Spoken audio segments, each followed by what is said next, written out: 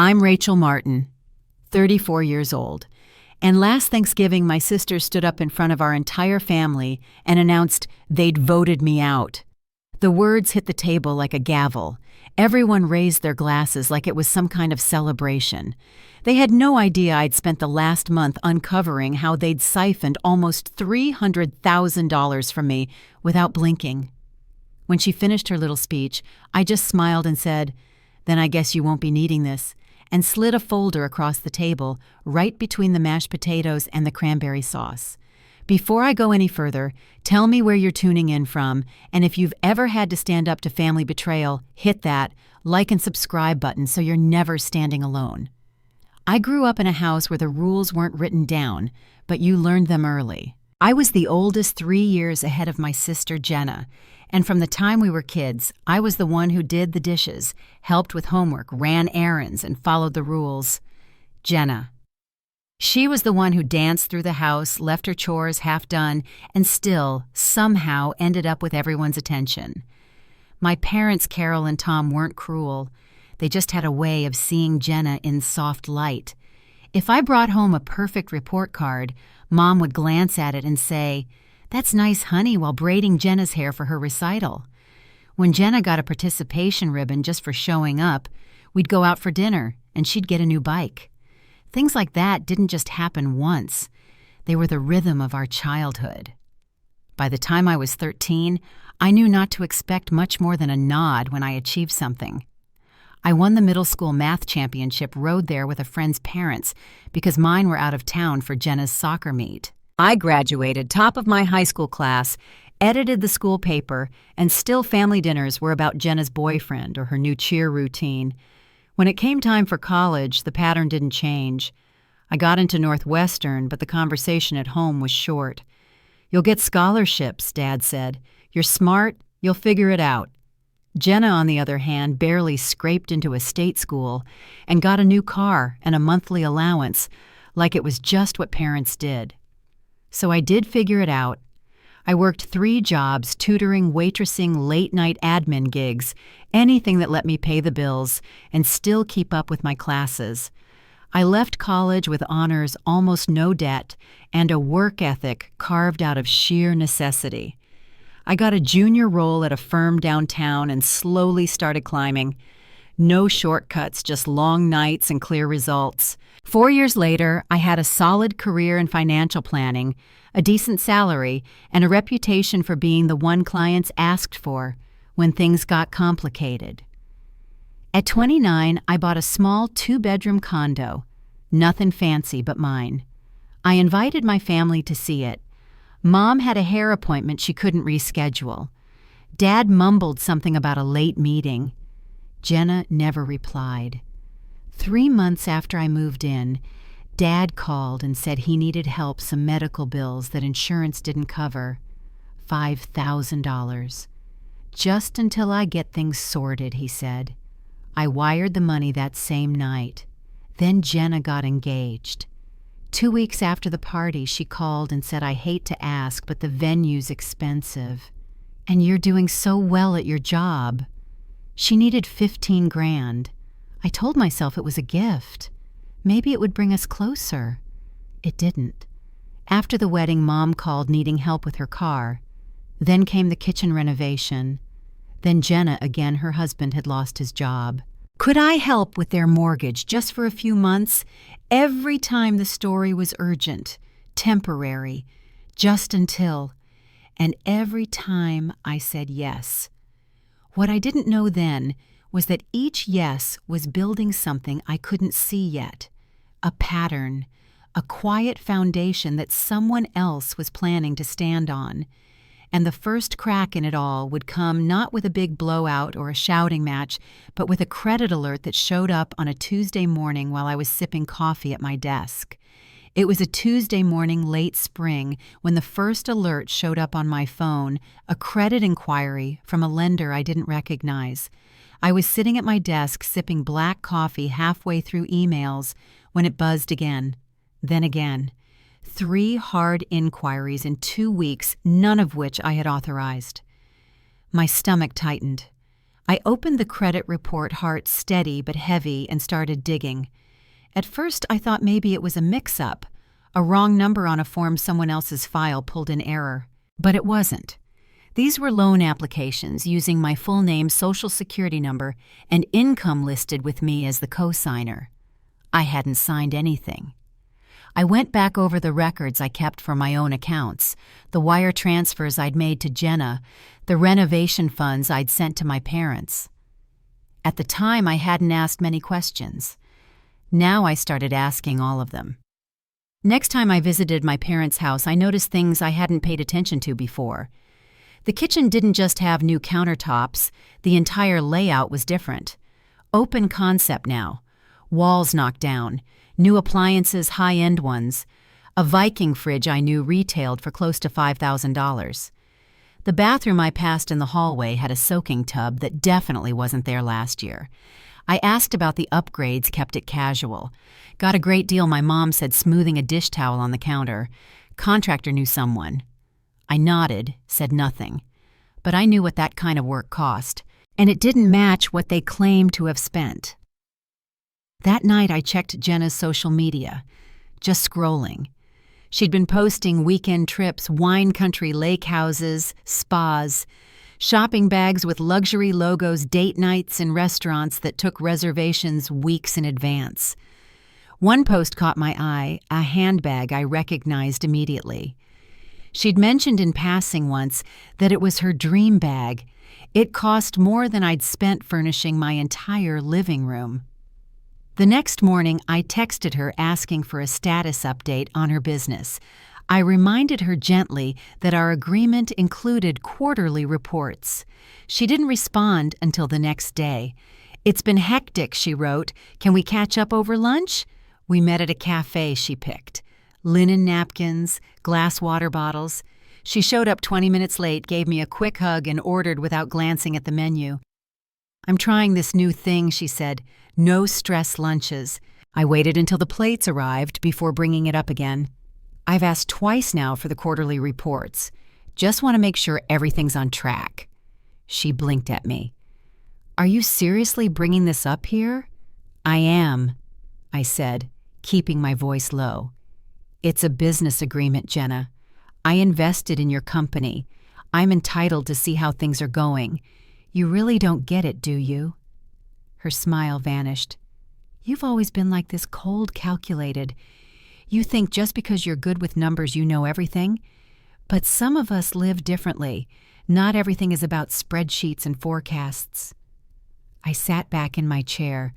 She wasn't yelling, but she wasn't hiding it either. She was angry, offended even, that I'd asked for what I was legally owed. "You think you're better than us?" she said, quieter now. "You always have." I didn't respond. I just looked at her. She stood up still mid-meal. "I'm not doing this. If you can't act like family, then don't expect to be treated like it."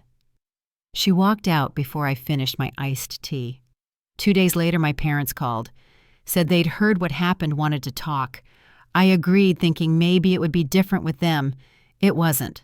My dad started. "We just think maybe you're taking all this a little too seriously. Investments between family shouldn't feel like business deals." "That's exactly what they are," I said. "Business deals." "We've supported you your whole life," my mom added. "This attitude isn't who you are." I didn't say what I was thinking, that I'd supported them for years and they knew it. That night, I sat at the edge of my bed and called a colleague I trusted, asked for a referral, someone who specialized in personal finance investigations. He sent me a name, Bryce Miller. Quiet, methodical, good at what he did. We met in a corner booth at a diner on the outskirts of town. Bryce listened while I walked him through the timeline, the loans, the business deal, the credit alerts, the house renovation. He nodded, took notes, asked a few simple questions. Then he said, "Give me 2 weeks." He didn't need that long. 10 days later, he handed me a folder. Inside was everything: bank records, transaction flows, communication logs, copies of documents I'd never signed, but that bore my name and a forged signature. Wire transfers meant for the business had gone straight into Jenna's personal account. Funds for the kitchen remodel had been fully covered by me, not partially like my dad claimed. No deed in my name, no legal paperwork filed, just my money gone. There was also a page I couldn't stop looking at, a note Bryce had included. One sentence: pattern suggests coordinated activity, not isolated instances. I sat there with the folder open on my lap, staring at the word coordinated. They hadn't just taken from me, they had planned it, agreed on it, built a system around it. I closed the folder. The next morning I made a call to an attorney, someone who knew how to handle financial fraud, especially within families. His office was in a quiet part of town, an old Victorian with creaky floors and warm leather chairs. His name was Ben Hayes. Calm voice, direct questions, no rush. After reviewing the file, he looked at me and said, "This is one of the most thorough paper trails I've ever seen. You have options."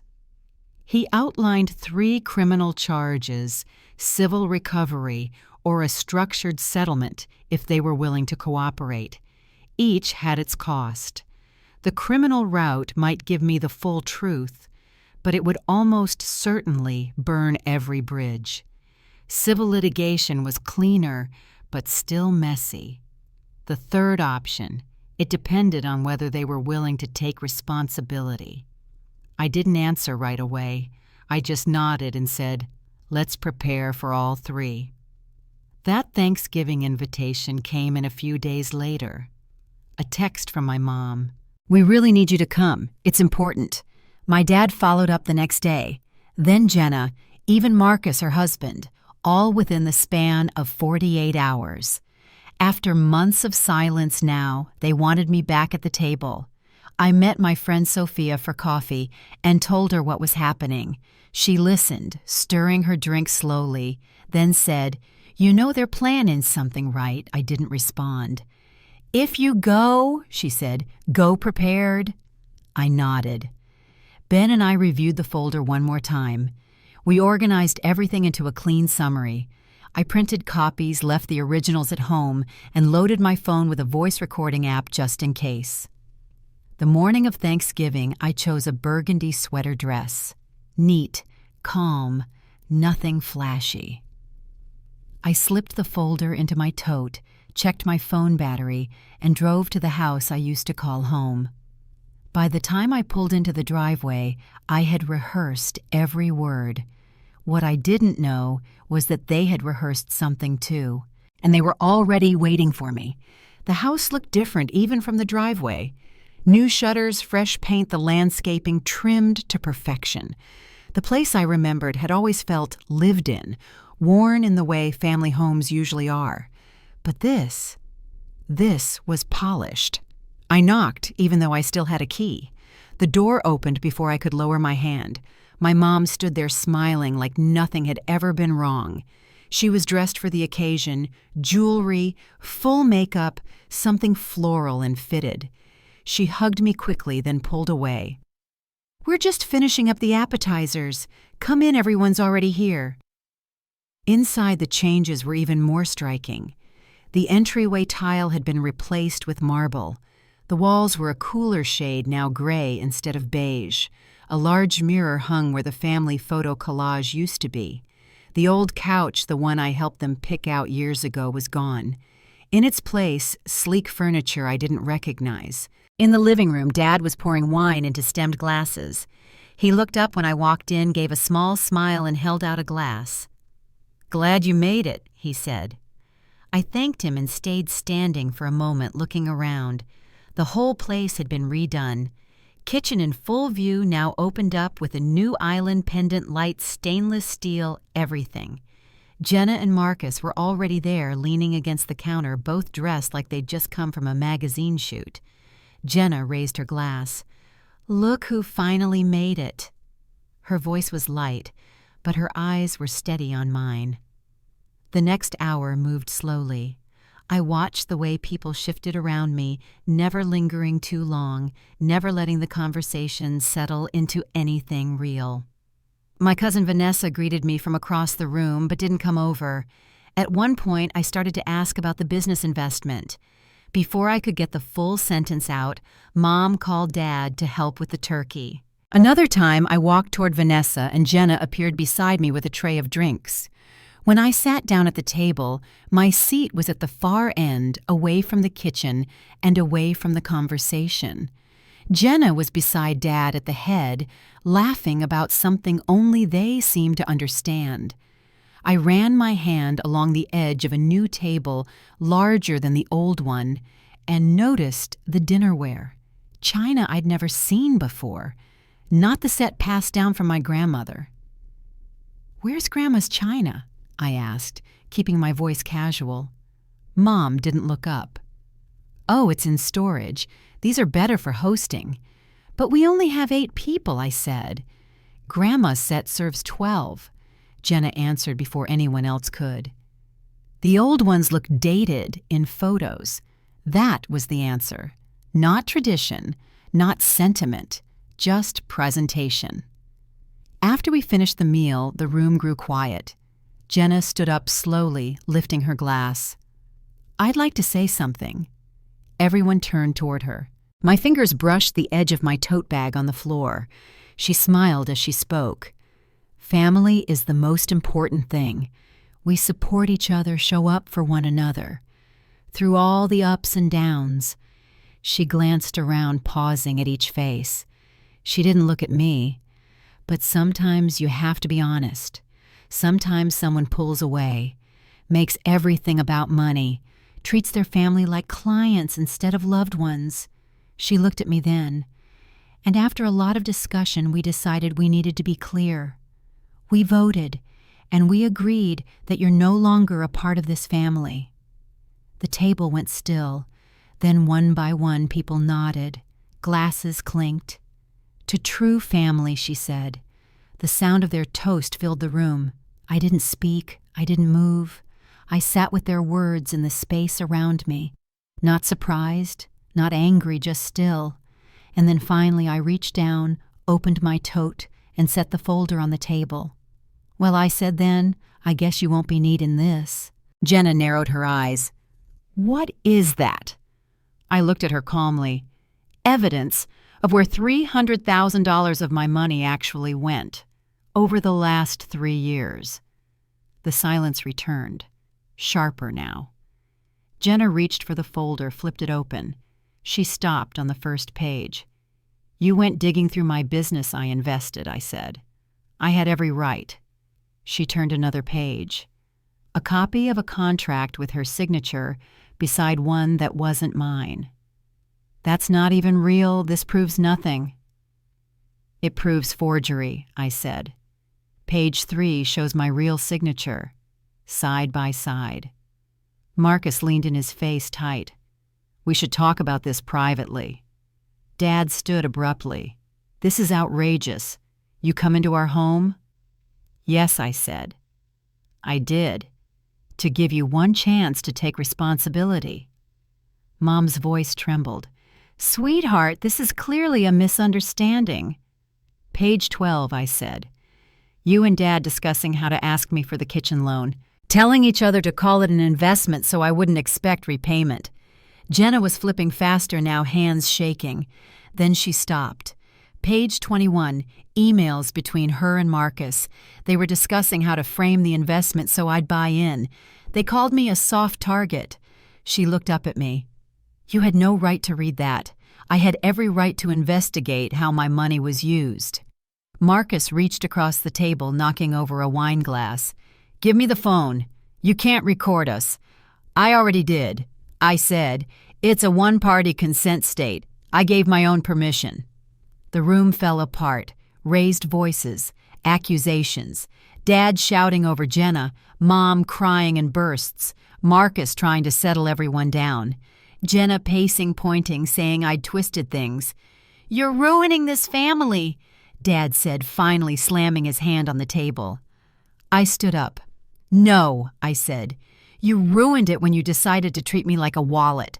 Vanessa's voice came from the far end, quiet but clear. "I told you this was wrong," she said. "She didn't deserve any of this." Jenna turned on her. "Stay out of it." I took a deep breath. "You have two options," I said. "You can face criminal charges, fraud, forgery. The whole file goes to the DA. Or you can sign the repayment agreements my attorney prepared. Either way, I'm done. You'd send your own family to jail." Mom asked, hands at her chest. "You disowned me first," I said. "You just didn't expect me to walk in prepared." I gathered my things, left the folder open on the table. "You have 24 hours to decide." As I stepped outside, I heard the shouting pick back up behind me. Dishes breaking, chairs scraping, years of pretending unraveling all at once. I got to the car, reached for my keys. Behind me, the door opened again, and I heard a voice call out, soft and hesitant. "Rachel, wait. I need to tell you something." I turned around and saw Vanessa coming toward me, arms wrapped tightly around herself. She looked different than she had at the table, less guarded. Her steps were cautious, her voice quieter than I'd ever heard it. "Rachel, wait a second." I didn't say anything at first, just stood there beside my car keys in hand, letting her close the distance. She stopped a few feet away. "I need to say something before you go." I nodded once. She looked back toward the house before she spoke again. "I didn't know everything, I swear. But I knew enough. I waited. I heard them talking. A few weeks ago at dinner, Jenna was going on about Thanksgiving and how this was their chance to cut ties clean. She said something like, 'Now that we've gotten what we need from her.'" Vanessa's voice caught on the word need. She looked down at the ground. "I should have told you sooner." I let the silence stretch a little before answering. "But you didn't." "No," she said, nodding. "I didn't." I told myself it wasn't my place, that it wasn't my business, but that was just an excuse. I didn't want to be next. There was nothing dramatic in the way she said it, just the kind of truth that settles into the air and lingers. I looked at her for a long moment. "Thank you for telling me now." She swallowed. "What are you going to do?" "I'm moving forward," I said. "Without them." Vanessa nodded, her hands still crossed tightly in front of her. "If it means anything, I always admired you. You built your life without shortcuts, without anyone carrying you. They resented you for that." I didn't answer. There wasn't anything left to say. The front door slammed open again. Jenna stormed out, mascara streaking down her face, Marcus right behind her. She spotted me instantly. "You think you've won," she shouted. "You think anyone's going to believe you over your own family." Marcus reached out, trying to pull her back, but she shrugged him off. "I will ruin you," she snapped. "I'll tell everyone what kind of person you really are. Cold, selfish, heartless. You abandoned us when we needed you." She was standing maybe 6 feet away now, her voice sharp and rising. "How dare you play the victim after everything we've done for you?" I looked her in the eye. "Name one thing you've done for me." Jenna opened her mouth. Nothing came out. Marcus stepped forward instead, his voice low and careful. "We don't have to do this out here," he said. "Let's be reasonable. Let's work this out as a family." "That chance came and went," I said. "For 3 years I gave you opportunities to be honest. You chose manipulation." My mom appeared behind them at the doorway, pressing a tissue to her cheek. "Rachel, sweetheart," she called out. "You're not thinking clearly. Come inside. Let's talk this through. I've never thought more clearly in my life." My father stepped out next, hand on my mother's shoulder. "Look what you're doing to her. She has a heart condition, Rachel. She's under so much stress." I nodded once. "If she's in medical distress, call 911. My mom swayed slightly on the porch steps. "I don't need an ambulance," she whispered, hands still pressed to her chest. I just need my daughter back. My dad's voice sharpened. You're crossing a line. I stepped past them without a word and walked back inside the house. What are you doing? My father asked behind me. Retrieving what belongs to me, I said. I moved through the hallway and into my old bedroom. It hadn't changed much. Same wallpaper border, same twin bed with the quilt my grandmother made. I opened the top drawer of my old desk. Inside was the jewelry box she'd given me, simple pearl earrings she'd worn every Sunday when I was a child. Next, I reached for my old college journal, the leather one I used to keep tucked under my pillow. And last, the one thing I hadn't expected to find, missing my grandmother's recipe book. It wasn't where I left it. I checked the nightstand. Nothing. Then I walked to the kitchen and opened the decorative box my mother used for everyday recipes. There it was, my name in faded ink on the inside cover. Grandma's notes still in her careful cursive. I slid it into my bag without a word. When I returned to the doorway, they were still standing outside Jenna Marcus, my parents all watching like they expected some kind of change in the script. I'm leaving now, I said. No one moved. You have until 5 o'clock tomorrow to contact my attorney. After that, we go the legal route. I turned toward my car. My father called out one last time. Rachel, be reasonable. We're family. Doesn't that mean something to you? I paused, one hand on the door handle. It used to, I said. That's why I gave you so many chances. I closed the door and drove away. Back home, I set the recipe book on my kitchen counter and poured myself a glass of water. My phone buzzed at exactly 5:07 the next evening. Ben's voice was calm. They've signed the agreements, no modifications, full repayment terms, and a 5-year no-contact clause. I leaned back in my chair and looked out the window. November rain had started to fall soft and steady. Ben continued, Your sister's husband asked whether this prevented future charges. I told him yes, if they stay in compliance. Over the next few weeks, the payments started coming in. First from my parents, then Jenna and Marcus, lump sums, then monthly transfers. A third-party service monitored everything, and Ben set up alerts in case of default. It was all smooth, efficient, quiet. But the emotional part wasn't. That's where Dr. Harper came in, my therapist. I started seeing her after Thanksgiving. She told me something in our third session that stuck with me. You're grieving, she said. Not just what happened, but the family you thought you had, the one you hoped for. It took a while before I understood what that meant. Dr. Harper helped me start untangling it, what I'd been carrying, and for how long. I came into her office expecting to talk about the money, the betrayal, the fallout, but she kept bringing it back to something else. You've spent your whole life trying to earn something they were never willing to give, she said. That kind of effort leaves a mark. I'd never thought of it that way. Growing up, I just assumed if I worked hard enough, if I kept being reliable, generous, careful, they'd see me, accept me, maybe even be proud. Instead, they saw opportunity. I kept showing up, holidays, birthdays, emergencies. I showed up with money, with advice, with spreadsheets and calm voices and plans for how to fix everything. But none of it was ever enough to change what they saw when they looked at me. That first month after Thanksgiving was strange, quiet. My phone didn't ring, no group messages, no forwarded jokes, no reminders about cousin birthdays or church bake sales, just silence.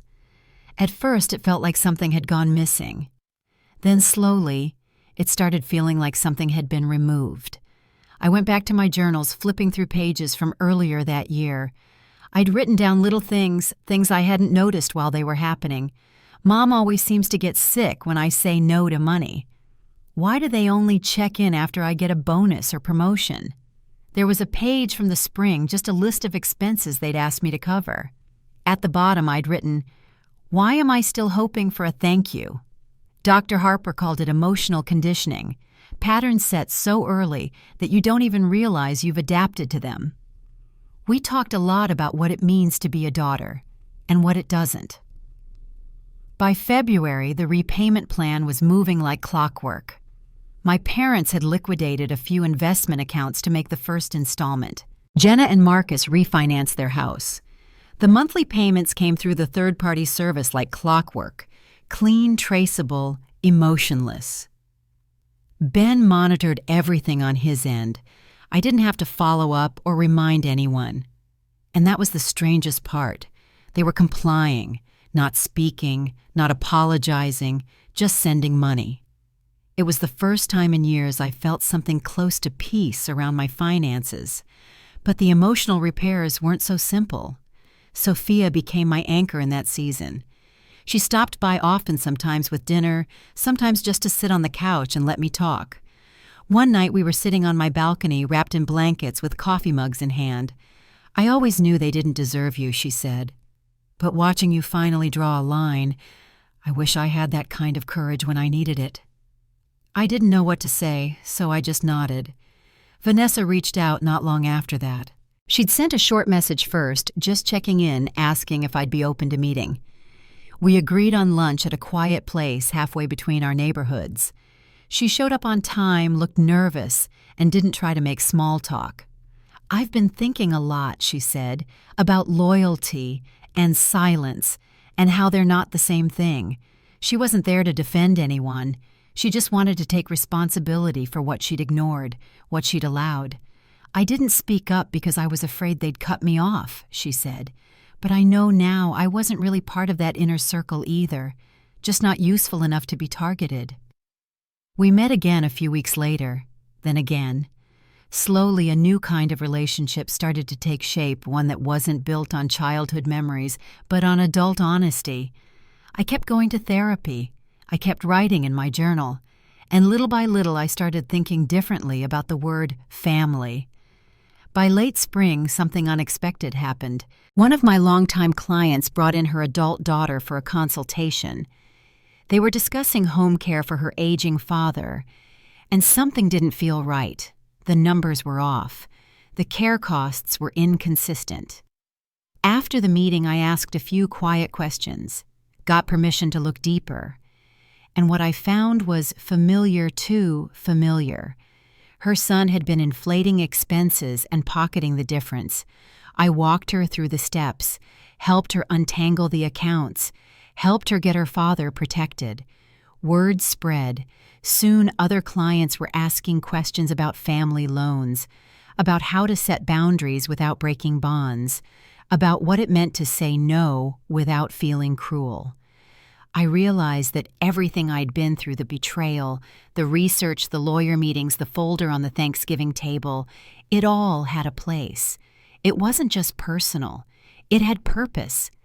By summer, I'd created a new specialty inside my firm, family financial dynamics. I gave a talk at a regional conference, took on a few new clients who had been referred specifically for this kind of situation. Every time I saw a familiar red flag, I knew exactly what to do.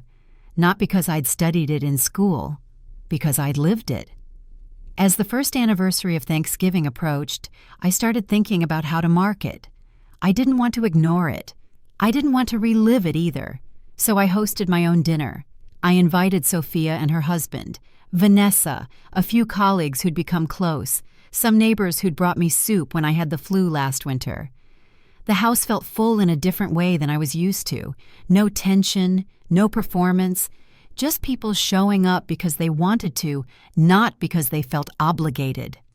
I pulled out my grandmother's recipe book and made her apple pie exactly the way she used to, no shortcuts, crust from scratch. Her handwriting was still there in the margin, use Granny Smith, not Gala. After dessert, I stood up and raised a glass.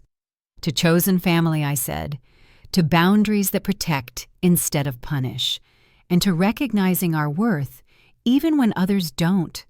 Glasses touched, laughter followed, and somewhere deep in my chest something unknotted. I was no longer standing in the ruins of what had been. I was standing in the beginnings of what could be. Thanksgiving came and went. The pie dish sat empty on the counter forks soaking in the sink. Guests had hugged their goodbyes under porch-light coats zipped against the early chill, and the house slowly settled back into quiet. I rinsed plates in warm water, watching pie crust flake away and disappear down the drain. The dining room still smelled faintly of cinnamon and roasted garlic. I left one chair pulled out, the one Sophia had used, just to let the warmth linger a little longer. That evening felt different from any holiday I'd ever had. It didn't feel like performance. It felt like breath. The repayment checks still arrived on time, first of the month, every month. Clean. Automated. Each one had a short memo line per agreement. No notes, no names, no explanations, just quiet compliance. Ben forwarded the monthly reports without comment. We had a system in place now, receipts, log transfers, recorded alerts set in case of default, but nothing had failed. Not once. Winter passed quietly.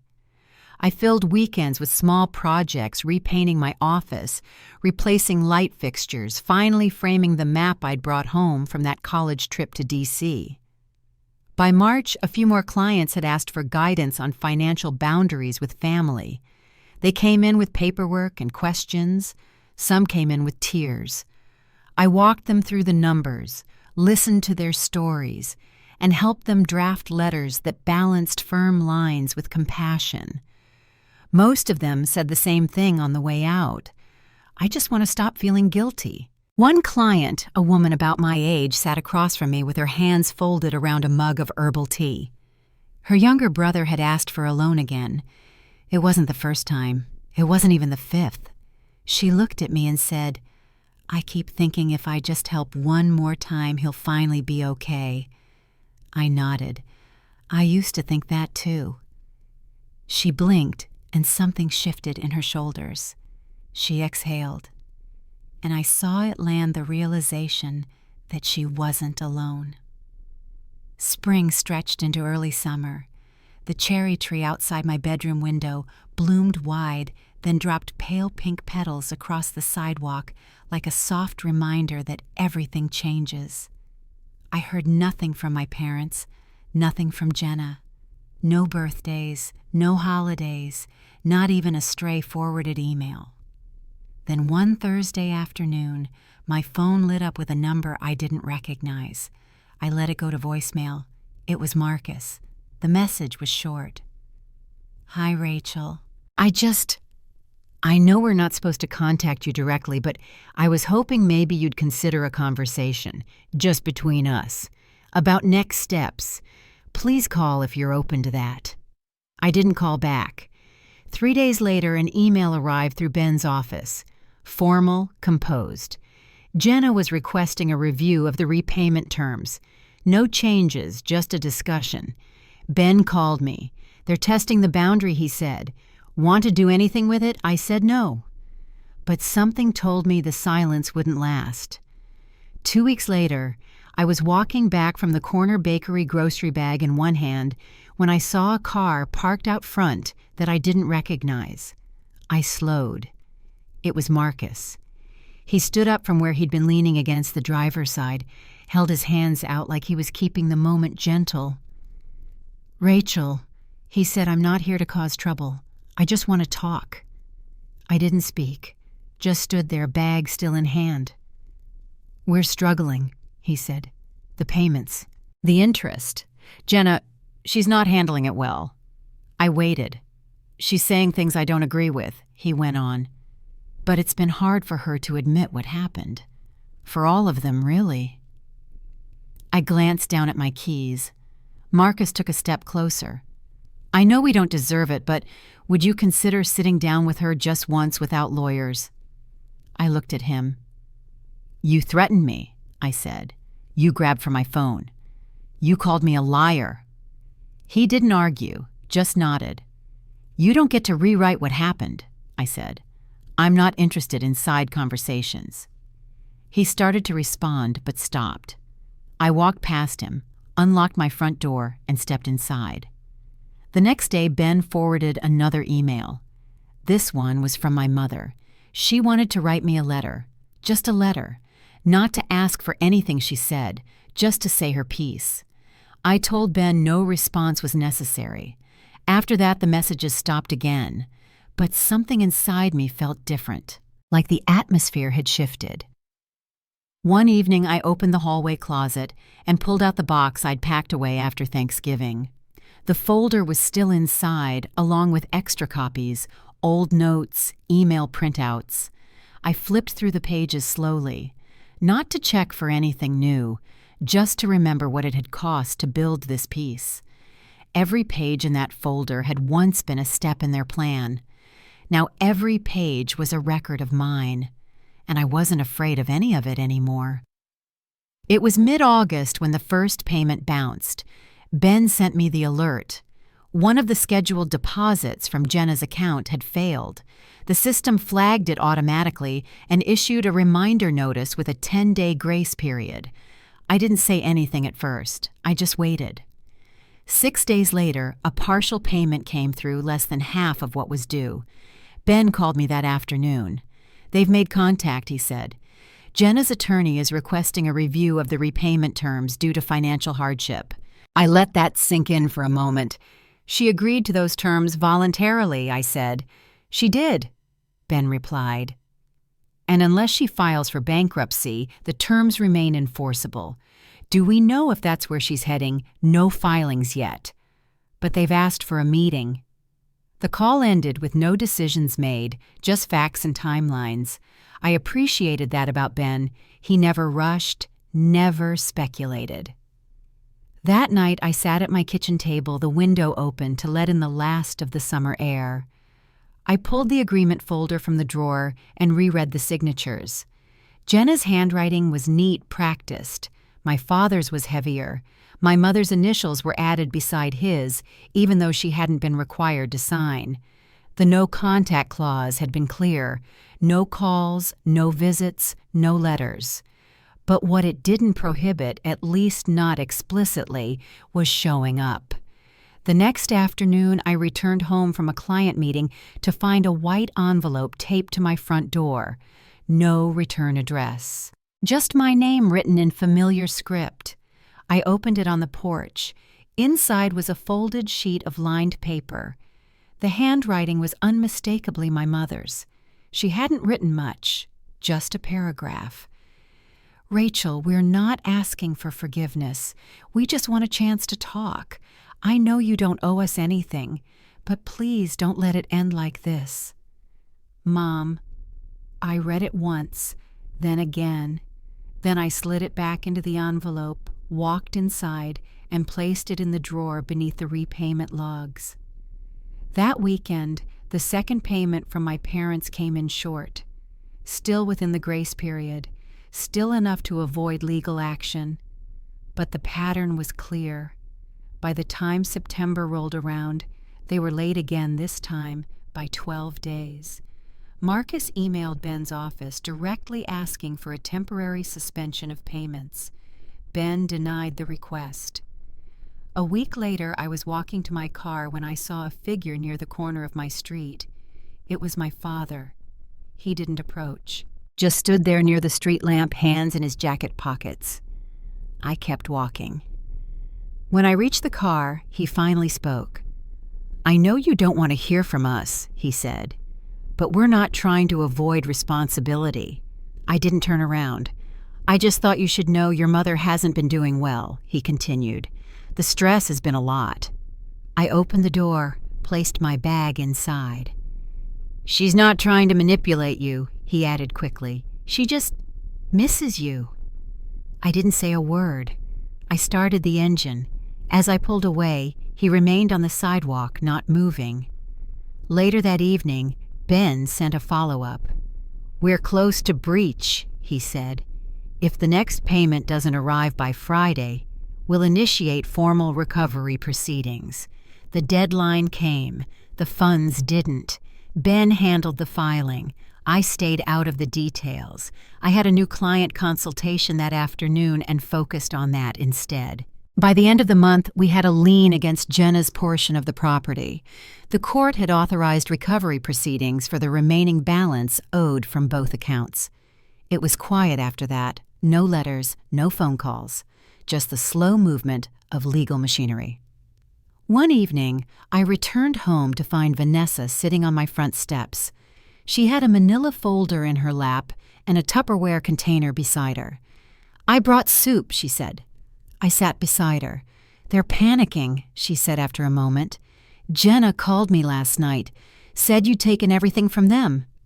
I didn't respond. Vanessa opened the folder. Inside were copies of emails, forwarded messages, screenshots. "They weren't just planning to cut you off," she said. "They were planning it while still taking from you. This one." She pulled out a dated thread. This was 3 weeks before Thanksgiving. I read the subject line, "Final transfer before confrontation." She watched my face carefully. "I didn't know it was this bad." "I did," I said quietly. Vanessa nodded and placed the folder between us. "I just thought, if you ever needed it." We sat for a while without speaking. Then she stood, adjusted her coat. "I know this doesn't fix anything," she said, "but I don't want to be silent anymore." After she left, I placed the folder with the rest of the documentation. Each piece told the same story, just from different angles. It wasn't about money anymore. It was about truth. Fall came early that year. The trees turned quicker than usual, and by the first week of October, my street was covered in a soft layer of golden leaves. I walked most mornings before work just to hear the sound of them beneath my shoes. The legal process ran its course. Final payments were collected through court-ordered garnishments. Liens were placed and eventually settled. My attorney closed the file with a short email. "All terms satisfied. Case complete." It didn't feel like a victory. It felt like finishing something that should never have started. The checks stopped just like the messages had, and with them the last link to the people who once called me family quietly dissolved. No announcements, no apologies, just silence. In therapy, we talked about what that meant, not the legal closure, but the emotional kind. "There's nothing left to fix," Dr. Harper said during one of our final sessions. "Only things to accept." I thought about that for a long time. I didn't miss the chaos. I didn't miss the roles we used to play, but I did mourn what never was. The kind of closeness I used to imagine might come with time. The gentle acceptance I worked so hard to earn. What helped most were the people who came in after. Sophia never once asked me to explain things twice. Vanessa showed up every month or two just to check in, always with something simple. Flowers from the farmer's market, a new recipe to try. And the clients who sat across my desk reminded me that I wasn't the only one. One woman, maybe in her late 60s, leaned forward with tears in her eyes and said I thought I was the only mother whose son treated her like a debit card. She wasn't. None of us were. A year after that Thanksgiving dinner, I hosted the second annual gathering in my home. Same pie recipe, same burgundy cloth across the table. Sophia brought sweet potatoes with marshmallows. Vanessa made stuffing with cornbread and sage. Before we sat down to eat, I stood beside the kitchen island and raised a glass. "I'm grateful," I said, "for new traditions, for peace that doesn't come with a price tag, and for people who show up because they want to, not because they're owed something."